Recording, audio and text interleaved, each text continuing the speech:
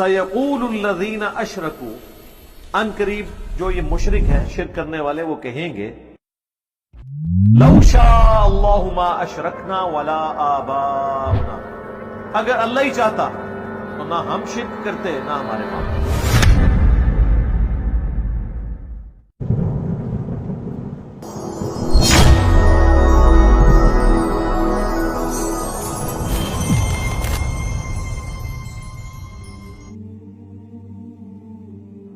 یعنی بجائے یہ کہ کوئی علمی روش اختیار کرے، یہ جذباتی کھیل کھیل رہے ہیں آپ کے ساتھ۔ یہ اکثر کہتے ہیں اچھا اس کا مطلب ہمارے اباء و اجداد غلط تھے،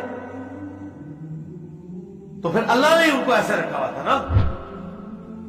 یہ لیم ایکسکیوز ہے۔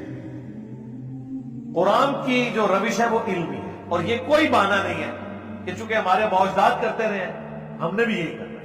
ان قریب یہ کہیں گے کہ اگر اللہ ہی چاہتا تو ایسا نہ ہوتا۔ اس کا مطلب ہے کہ اگر وہ کر رہے ہیں اور اللہ نے انہیں کعبے کا متولی بنایا ہوا ہے تو پھر ظاہر ہے اللہ کے محبوب بندے ہیں نا جی۔ یہاں بھی لوگ کہتے ہیں بازاروں پہ رش ہے، اتنی دنیا جا رہی ہے، تو آخر اللہ نے ان کو چنا ہے نا۔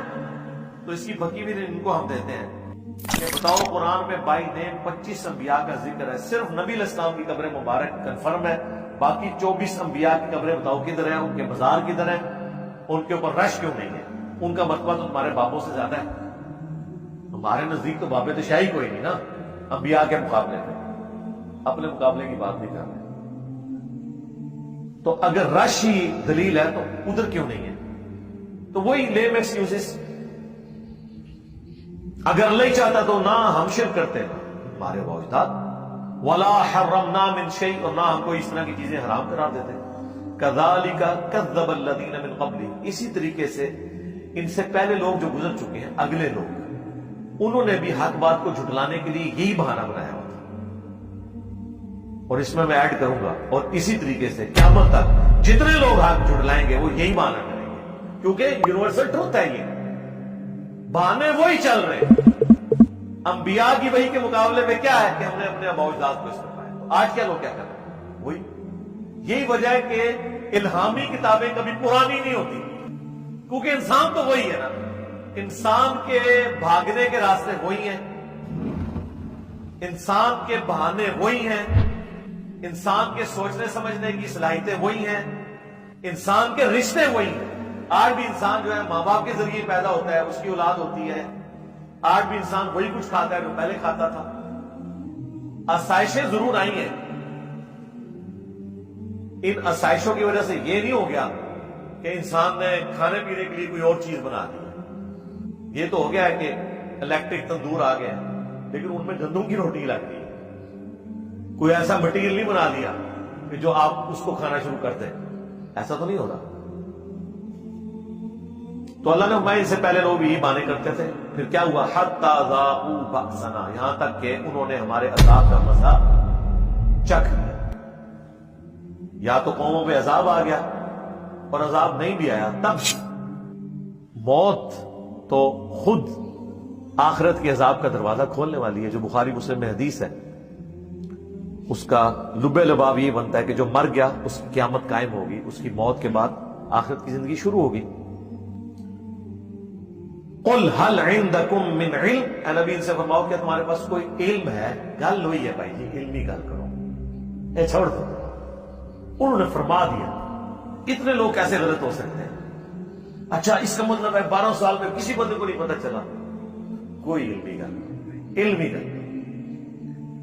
ان کو یہ نہیں پتا کہ جن کتابوں پہ آپ دین کلیم کیے ہوئے ہیں، ان کتابوں کا ڈسکریڈٹ ہو جانا زیادہ مسئلہ ہے یا بابوں کا ڈسکریڈٹ ہونا بڑا مسئلہ ہے؟ کتابوں کا، پھر تو دین ہی ختم ہو گیا نا۔ اگر آپ کے قرآن میں جو لکھا ہے ایاک نعبد و ایاک نستعین، اس کا مطلب بالکل الٹ ہے کہ اللہ کی اطاعت سے بابوں سے بھی مانگ سکتے ہیں۔ تو سر گورا تو کہے گا پھر کتاب تو ڈسکریڈٹ ہوگی، پھر تو دین وہ ہے جو آپ کے بابے سکھا رہے ہیں۔ آپ فیصلہ کر لیں، آپ نے قرآن بخاری مسلم کو بچانا ہے یا بابے بچانا ہے؟ ہاں، جبکہ آپ یہ ہمیں بتاتے ہیں کہ نبی اسلام نے حجۃ الوداع کے اوپر قرآن اور سنت چھوڑے، اور اہل بیت کو اور قرآن کو غدیر خون پہ چھوڑا۔ تو آپ مجھے بتائیں، ایک طرف بابا بچاؤ مہم ہے، ایک طرف کتابیں بچاؤ مہم ہے۔ کتابوں کو ہی بچانا ہے، کیونکہ کتابیں کا ڈسکریڈٹ ہوتی ہے نا تو اس کا مطلب ہے پھر دین اسلام کی بنیاد ہی ختم ہو گئی، وہ اسی کے اوپر تو کھڑی ہے۔ اے نبی فرماؤ کہ تمہارے پاس کوئی علم ہے فَتُخْرِجُوهُ لَنَا، تو نکالو ہمارے لیے اس میں سے کوئی چیز، کوئی قرآن حدیث نکال کے لاؤ۔ إِن تَتَّبِعُونَ إِلَّا الظَّنَّ، یا تم میرے گمان کی پیروی کر رہے ہو، وَإِنْ أَنْتُمْ إِلَّا تَخْرُصُونَ، اور تم تو محض اٹکلے مار رہے ہو، اندازے، تخمینے لگا رہے ہو۔ اینج ہو گیا تھا اونج کیوں نہیں ہو جاتا، اونج ہو گیا تھا اینج کیوں نہیں ہو جاتا، اگر اے ہو گیا تھا مطلب اے ہو گیا، یہ وہ تخمینے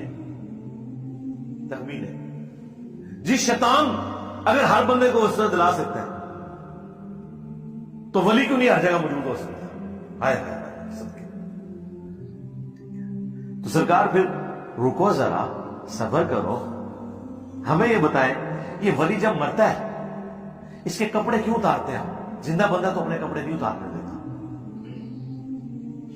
یا زندوں کے بھی کپڑے اتارے آپ، ان کو نلائے ایسے پائپ کے ذریعے اور کہیں دیکھو جی صاحب تو ہم جھوٹا ثابت کرتا ہے، اے دیکھو اسی زندہ بھی ولی مانے ہیں، اور اس کی مرضی کے بغیر ہم اس کے کپڑے جو ہے نا اتارتے ہیں۔ زندہ بندہ اپنے کپڑے اتارنا دیتا ہے؟ ان کے کپڑے اتارتے ہو، ان کو نہاتے ہو، دھلاتے ہو، اس کے بعد ان کو قبر میں دفنا دیتے ہو۔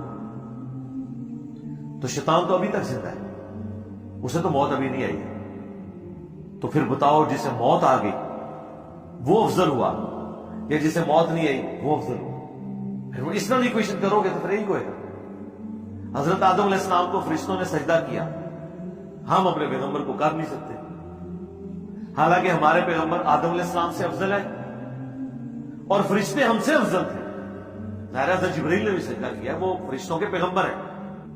انسان اگر کسی فرشتے سے افضل ہو سکتا ہے تو وہ عام فرشتے سے، وہ بھی نیک انسان، لیکن کوئی دنیا کا انسان حضرت جبرائیل، میکائیل، اسرافیل اور ملک الموت جنہیں ہم اسرائیل کہتے ہیں، یہ انبیاء ہیں فرشتوں کے، انسانوں کے انبیاء تو ان سے افضل ہو سکتے ہیں، کوئی انسان، کوئی صحابی ان سے افضل نہیں ہو سکتا کیونکہ وہ پیغمبر ہے۔ تو انہوں نے بھی آدم علیہ السلام کو سجدہ کیا۔ اگر ہم سے افضل ترین شخص رسول اللہ سے کم افضل شخص کو سجدہ کر سکتا ہے، اور ہمارا اور نبی کا تو ڈفرنس ہی بہت زیادہ ہے، ہمیں تو بدرجے اولا سجدہ کرنا چاہیے، لیکن کوئی بھی نہیں مانے گا۔